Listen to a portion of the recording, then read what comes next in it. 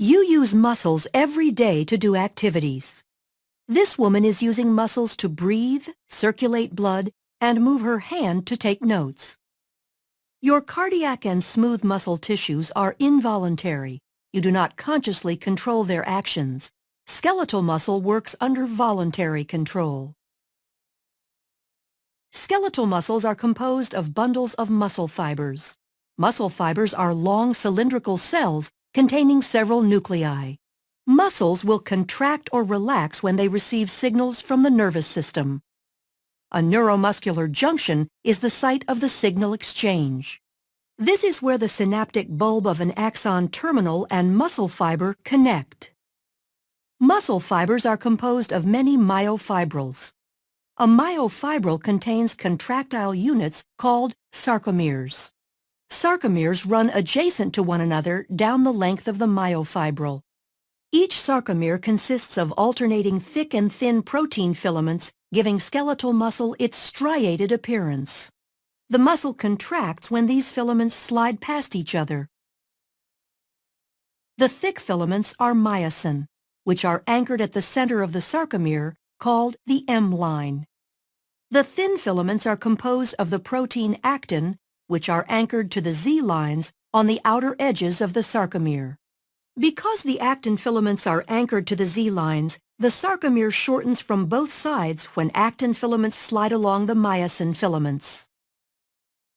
Although the action between the filaments is described as sliding, the myosin filament actually pulls the actin along its length.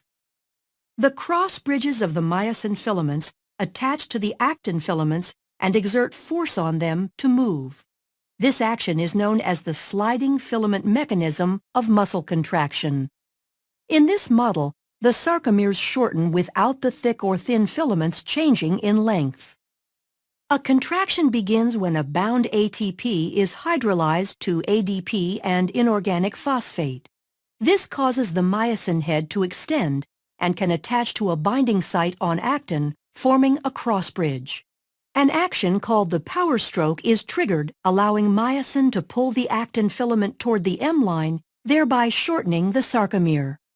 ADP and inorganic phosphate are released during the Powerstroke. The myosin remains attached to actin until a new molecule of ATP binds, freeing the myosin to either go through another cycle of binding and more contraction or remain unattached to allow the muscle to relax. Muscle contractions are controlled by the actions of calcium. The thin actin filaments are associated with regulatory proteins called troponin and tropomyosin. When a muscle is relaxed, tropomyosin blocks the cross-bridge binding sites on actin.